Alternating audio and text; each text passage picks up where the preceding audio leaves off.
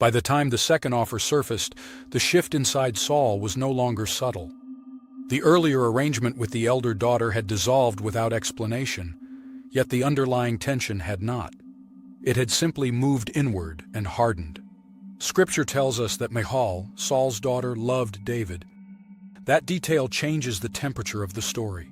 This was no longer merely a strategic arrangement shaped by royal custom.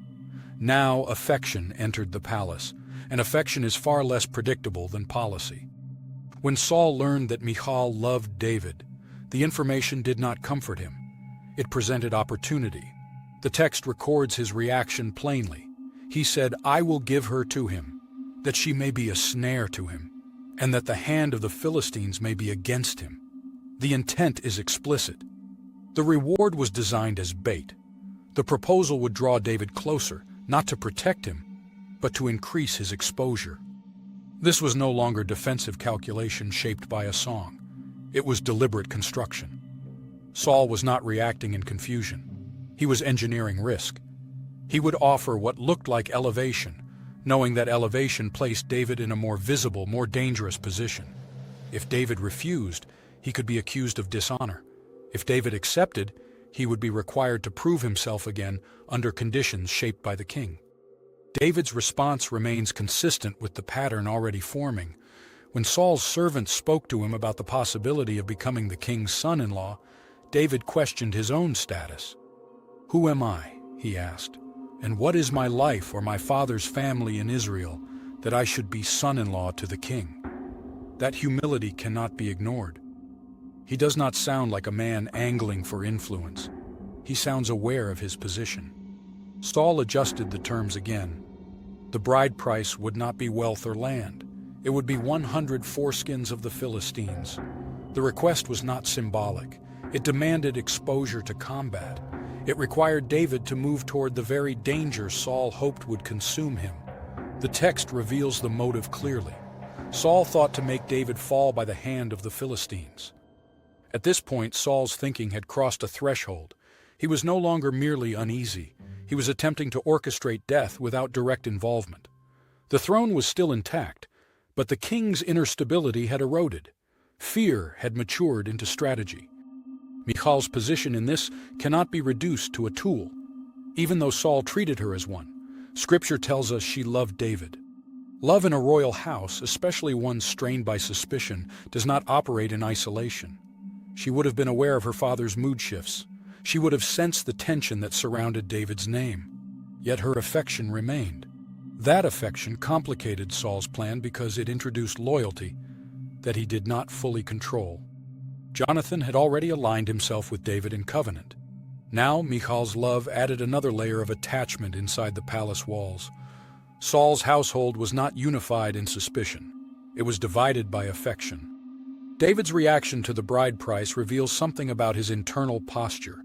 The text says the thing pleased David well to be the king's son-in-law. That line must be handled carefully. It does not suggest ambition for the throne. It suggests acceptance of honor.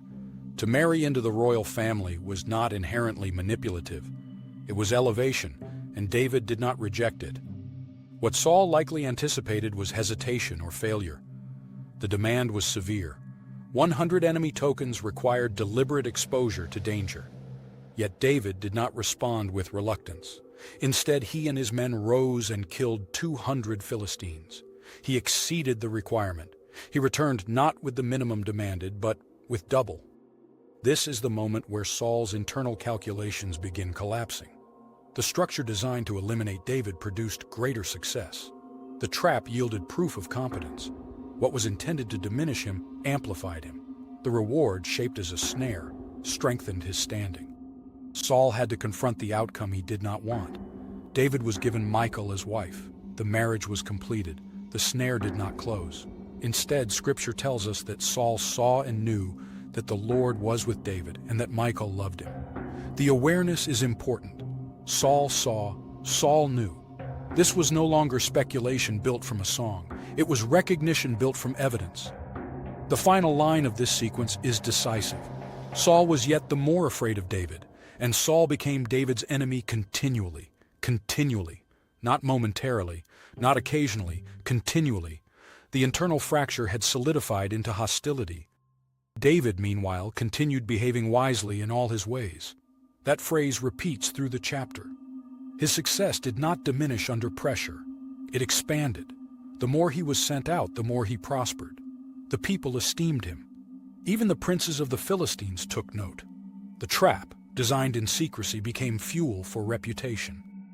Inside David there is no recorded resentment, no declaration of injustice, no visible retaliation. He acts, he fights, he returns. His steadiness becomes sharper under scrutiny. Whether he fully grasps Saul's motive at this stage is not explicitly stated, yet repeated exposure to danger would not go unnoticed. At some point a man recognizes pattern. Michal's love now binds her to a man her father fears. That tension does not remain theoretical. It will soon require action. Jonathan's covenant loyalty already stands in contrast to Saul's growing hostility. The palace has become divided in allegiance. Saul's psychological cost is evident. He is no longer reacting to events. He is reacting to recognition. He sees that the Lord is with David. He sees loyalty forming around him. He sees affection deepening. Instead of stabilizing him, recognition intensifies fear. The reward was never simple honor.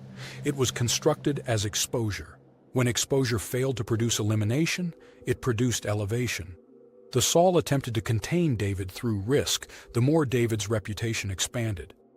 By the end of this sequence, the shift is complete. Saul is not a cautious king navigating uncertainty. He is a ruler who has identified a perceived threat and chosen enmity as response. The internal debate that began with comparison has become settled hostility. The throne still stands. The kingdom is not fractured publicly, but the relationship between king and servant has changed permanently. What began as calculation has matured into opposition. That is where this stage of the story closes. The reward has revealed its true design. The trap has failed to destroy its target, and the tension inside the palace is no longer concealed. The next movement will not revolve around marriage or bride price. It will revolve around survival. Now consider the positions inside this palace. If you were David, how would you have responded? The king offers you his daughter, then withdraws the first promise, then sets a bride price that clearly requires blood. Would you have sensed danger immediately, or would you have trusted the honor of the throne? When exposure to risk keeps increasing, at what point does confidence turn into awareness? And if you were Michal, what would loyalty require? To love a man your father fears is not simple affection. It places you between authority and attachment. Would you have stepped back to preserve peace, or leaned in knowing tension would follow? And Jonathan, bound by covenant to David, yet son to Saul. What does it cost to love righteousness when it unsettles your own house? Would you remain silent to protect position or stand beside the one you recognize as chosen? Then there is Saul. When recognition dawned that the Lord was with David, what should he have done? If you see evidence that someone else is rising and you know you cannot stop it, do you align yourself with it or resist it? When fear first whispers, do you confront it or do you begin constructing strategies around it? Saul chose strategy. David chose steadiness. Michal chose love. Jonathan chose covenant. The palace chose division. This is not merely a story about marriage or bride price.